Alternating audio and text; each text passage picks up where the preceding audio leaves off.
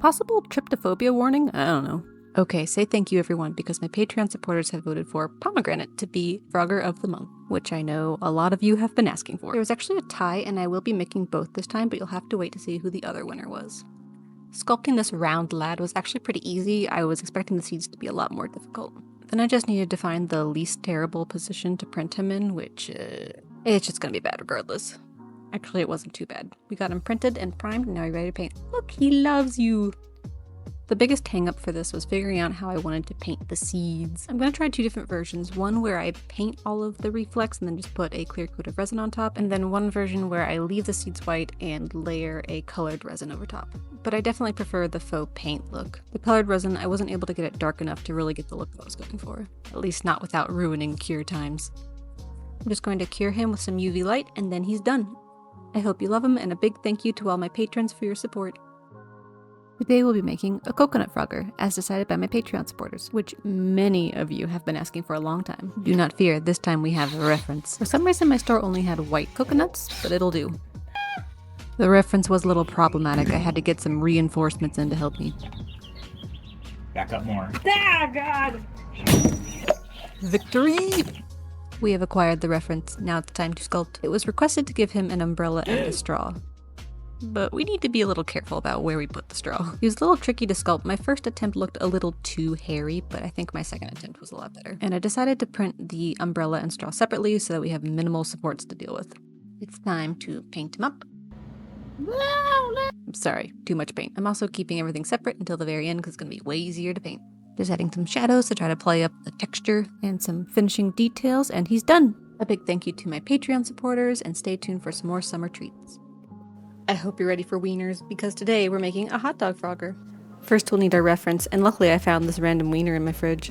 However, sculpting still wasn't going very well, so I had to investigate further, and I discovered that this is in fact a veggie dog! We will have to go rogue. Also, disclaimer, no hate to veggie dogs. I eat veggie dogs. I found that in order to not make him look horrifying, I had to make him a little bit more frog than wiener. So please don't make fun of my boy's size. He is perfect the way he is. Next I'll have to find a good hot dog shade, which, believe it or not, I do not have. We'll have to custom mix the shade, and I think that this cursed combo of pure red tanned flesh and centaur skin will be perfect. Also, shout out to Zachary, who back in April sent me this beautiful drawing of a hot dog frogger. It was actually pretty close to what I already had in mind, except I wanted the arms and legs to be part of the bun, but let me know if you disagree. And now I give you one, and by one I mean 2, wiener frogs. Are you team mustard or ketchup? They will hopefully have another grilled friend soon. Thanks for watching. Today we'll be making cheeseburger froggers. First, we're going to need to acquire our reference. Now, I don't eat burgers very often, but when I do, I choose In-N-Out as my favorite. Feel free to fight me in the comments. Very good, I understand the burger now. Now we can get started on sculpting. Sculpting meat is always a little bit of a struggle. I don't know if this is going to look alright, but we're just going to trust the process and keep going. Sculpting was going well, however I realized there are so many different ways to make a cheeseburger frog. So I asked my Patreons what they were thinking, and they gave me some good ideas, so I decided to implement them, and now we have 4 different cheeseburger frogs. I tried asking for everyone's favorite, however it was very divided. So I think we're just going to have to make them all. I think that this will be a good meat color. I'm not certain because my reference, you won't believe this, it went missing. These burgers were very tedious because of all the colors involved, however they were also very satisfying to see them finally come together. And now I give you cheeseburger froggers. Which one is your favorite? I can only stock one in my shop in the future, and I honestly don't know which one I prefer. Thanks for watching. Today we'll be making an ink cap mushroom frogger and announcing my next art job. The texture on this boy would be the hardest. I decided that I would mask out the shape that I wanted, extrude it, and then merge it back in. His little mushroom drippies had to be a little bit short, otherwise they would break off very easily. Paint for this guy was a little bit of a struggle, and part of the reason why he's coming out so late. I started off painting him beige and decided that I would dry brush on the dark details, however it had the opposite effect I was going for. So I decided to cover it all up with this dark gray and then dry brush on the light parts, which I think was a lot more effective. Here's a side-by-side of the before and after. I'm pretty happy with how he turned out. I'm just going to do all the little details, and then he is done. And he will be part of my mushroom-themed art drop that's coming this Friday, July 19th at 5 p.m. Pacific Standard Time. It's going to be over at sorrelsouls.com. I am no longer on Etsy. We're going to have our classic white and green mushroom frogs, and there will be an option for each of them to have the dome or wavy top. We're going to have blueberries, unpainted versions of all of these, and then also some of my original mushrooms. See you then! What's that? Big cheek. Oh god, It's Big Cheek. So this was one of the stranger requests that I've received. At first I assumed it was a gyat situation, but they corrected me that no, it is not. They're referring to this moment in my Mushroom Frogger video. To achieve Big Cheek, we will first have to locate that original file, and oh my god, this thing is lumpy. Hey, at least I can say that my sculpting has improved since then. First we must apply the Big Cheek, and is this what you wanted? I must admit, he is quite magnificent to behold. Though these hefty cheeks were certainly of a struggle to paint. Big cheek. I'm just going to dotty dot him up. Now please bow down to your leader. All hail. Big cheek. And here's a side by side with normal cheek. He now lives on a high shelf where he can stare down and judge me. Today I'll be making grumpy, sour, and emo lemon froggers, as decided by my Patreon supporters for the Patreon Frogger of the Month, which I know a lot of you have been asking for a long time. As always, we'll need a reference first. I'm not sure how you eat this thing, I guess.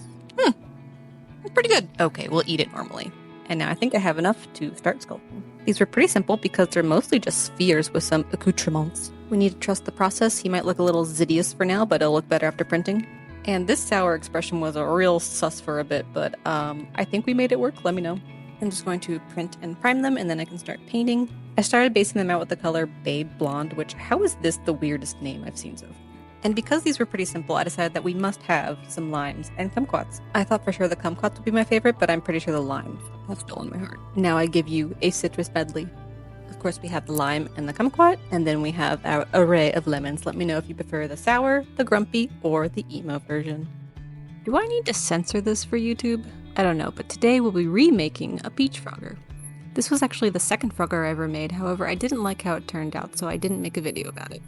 And I think we can do better. And of course, we will need our research, so long as I can stop my husband from eating it. Not gonna lie, the pressure was on because I knew this had to be the best booty in all the land, but we were off to a rough start. After much fiddling, we were able to go from this to this. I hope the booty is satisfactory for you. Now we must paint him. I'm going to start off with a base coat of scar tissue before going in with my custom colors. And then comes the fun part, which is dry brushing on the yellow and red tones and layering them up like a little painting. Now I must make a confession, this is technically a nectarine! I will be adding flocking to it in the future, so please stay tuned and wish me luck. Now, remember the before peach. Now I give you the after peach. This might be my new favorite, but let me know what you think. And thanks for watching. I think we have our first toad on our hands, because today we'll be making a pickle frogger, or toader. I don't know. As always, we will need our reference. Here, eat up. It's good for your bones. For sculpting, I'm going to rip the bun off of my hot dog model and reshape him to be pickly. Give him some nice chubby squeege and some texture. Can't forget his little warts. Look at this magnificent lumpy beast. Now I need to make him look like this pickle. I based him out with a medium green, and I'm going to go through and dry brush in highlighting his little butt and face. But that was kind of useless because when I went over it with this sheer dark green, it covered it all up. So I had to go back in and dry brush the lightness after. And I went to compare it to my reference, however, as you can see, it is missing. Just going to enhance his grooves now and add some cute little pickle freckles. Just going to finish off the eyeballs and give him a nice coat of clear coat. And he's done. Behold my child. I love him so much. And stay tuned because he has a very long brother coming soon. Brace yourself because today we'll be making a very long cucumber boy. Now my grocery didn't have a standard cucumber, so I had to imagine what one looks like. That'll do. We're going to start the same way we did the pickle. I'm going to stretch his... Oh god, this is off to a rough start. I'm just going to keep going. It doesn't get better. Now I did try his arms and legs out here, but I think I preferred them close together. And of course he must be grumpy because he's an abomination. And I put him on the print bed. Here he is compared to his little brother. And oh my god, this is wrong. Now, I can already hear what you're all going to say. He's not long enough. He needs to be longer. And so I'm going to make an English cucumber version. And for every 5,000 likes that this video gets, I'm going to add an inch to his length. Now we're going to add some fun shading. We're going to add these nice star-like striations at the top. Enhance these nice ridges and bumps. And finish off the grumpiest face in the world. After I clear coat him, he is done. Behold, he's an absolute menace, but I hope you love him. Here he is next to his little brother again. Thanks for watching. The day has finally come for us to make sushi froggers. We're going to make some nigiri and a sushi roll. I'm gonna add some meat. Specifically salmon, because that's my favorite, and also I think it looks very pretty. Now, I opted to hand place all of the rice grains, and I wasn't sure how it was going to turn out. It's one of those things where you just kind of have to trust the process. And I think I like how it turned out. Now for the sushi roll. People have been asking for a sleepy Frogger, and so I was trying to go off for like a sleepy baby vibe. He might just look like he's screaming in pain though, so please let me know. Going to print and prime them, and now we can paint. Matching meat colors is always a bit of a struggle, and the salmon color was completely off, so I had to grab some research. Now this was not good sushi, however it still did the trick. I think we got a decent match, and hopefully it looks like salmon. Detailing up his cute little butt, dry brushing some green tones, and they are done. Let me know if you prefer the sushi roll or the nigiri, and don't worry, the cucumber's coming soon. Thanks for watching. Today we'll be taking a very short break from the frogs so that we can make some bats. I have made some in the past, and some of you had some great suggestions for how I can make even more bats. We'll be making a blueberry and a banana bat. I apologize because I wanted this to be a trio to include a blood orange as well, but I died. It was also requested that I try my hands at a Honduran white bat, and I think that he would make a perfect banana bat. Because in case you didn't know, Honduran white bats have these adorable yellow noses and ears. I'm gonna dry brush yellow all over his little ears and green on his butt as always, and then of course we have to finish our blue bats. Dry brush some blue, add some dotty dots, and they are done. Let me know what you think. I know that I usually make frogs, but fruit bats seem to be a great way to close out the summer. Thanks for watching. It is time to extend our cucumber. And there was some confusion. So here is an American cucumber that I based my cucumber off of, and here is an English cucumber. My original cucumber was about 4 inches long. And when I started sculpting, we needed to add 15 inches. I'm going to need some added texture because he's English. And you were all very clear that this is now a salamander, so I gave him a little salamander face and tail. This is how we're going to chop him up, print him. I tried printing him horizontally to avoid that vertical warping, but instead I have horizontal warping. But of course, by this point, I checked the likes again, and suddenly we needed an additional 19 inches. We're just gonna go through and do it all again. I adjusted the wall thickness, so this time he actually had next to no warping, so huzzah. I then sanded and glued him together, yeah, and I patched and tried to blend all the seams as best as I could. After some paint and some details, he is done. I'm going to hang him above my TV. Also, I'm ending the madness here. He's too long. Thanks for watching.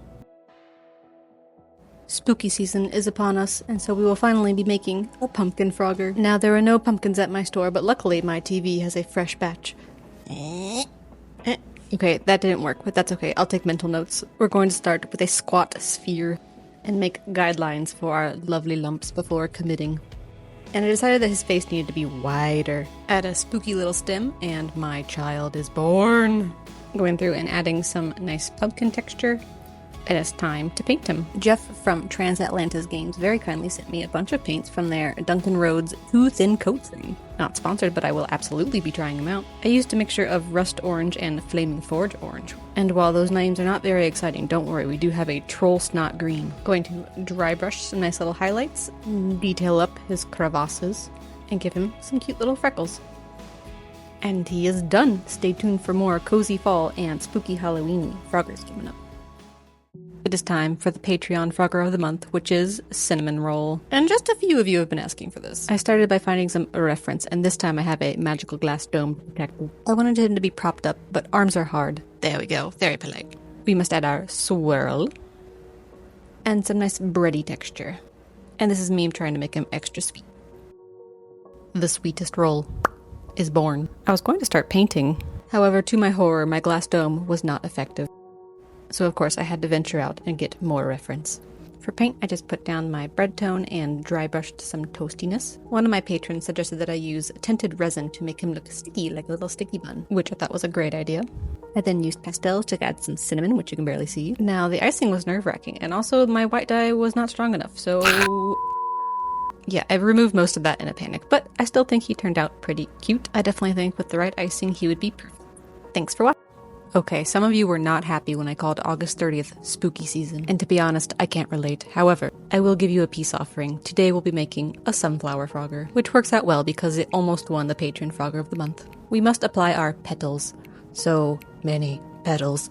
I need to give his face a little sea texture because he will be the center. I'm going to add some little sunflower leaves to his arms. Now, I think he turned out beauteous. However, my husband said he really wished that he could see a brontosaurus version with a very long neck, like a tall flower stem. That seemed kind of silly to me, but let me know. And I was hoping this would be the time for Troll Snot Green to shine, but I think Goblinoid Green's going to be better. I started off with this lighter, brighter yellow before going in with a more golden tone yellow, but next time I would definitely start with a darker yellow and dry brush the tips lighter. I'm going to paint his little face brown and highlight the little seeds.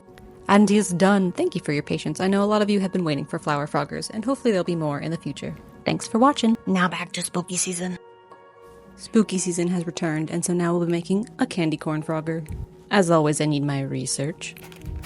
I need to get these imposters out of here.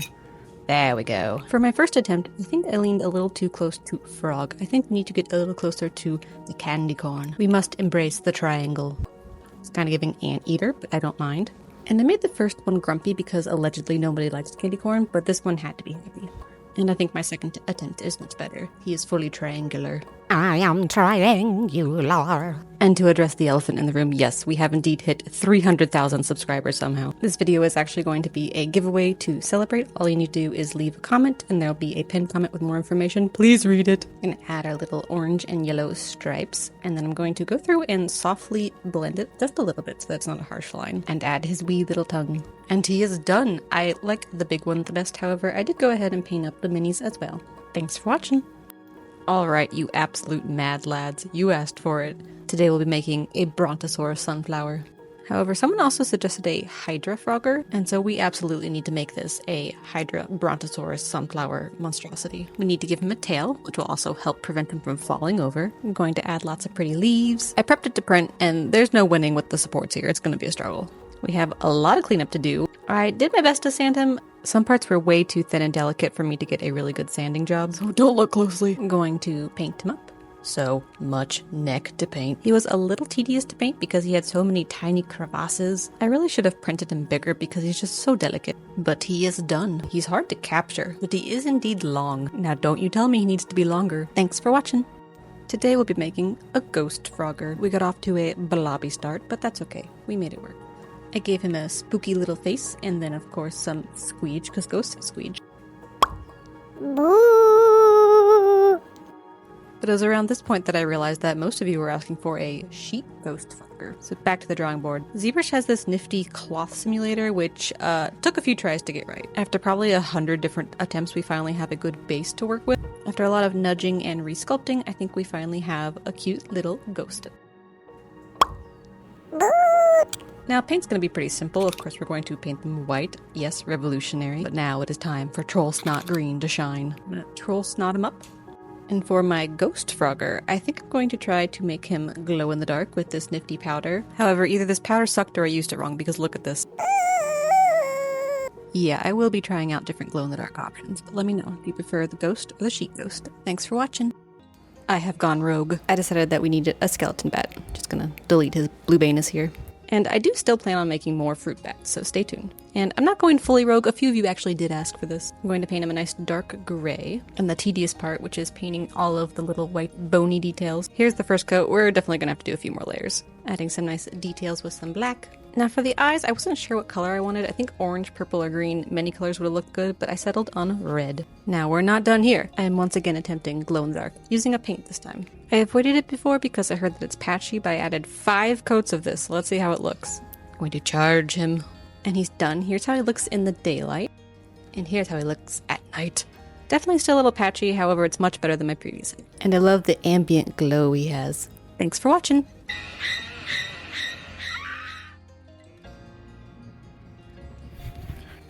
Okay, we are finally making the 300,000 subscriber cake. I wanted to make this one angry because he's being squished. I was feeling pretty good about the arms, but the legs definitely humbled me. Like, what is this? We're just gonna move on for now. I wanted to make it orange themed, so I need some orange slices and a bunch of adorable sprinkles. And fine, you animals, I am finally giving this one 2 butts. I chopped it up, but it was ever so slightly too big for my print bed, so I'm gonna print the arms and legs separately.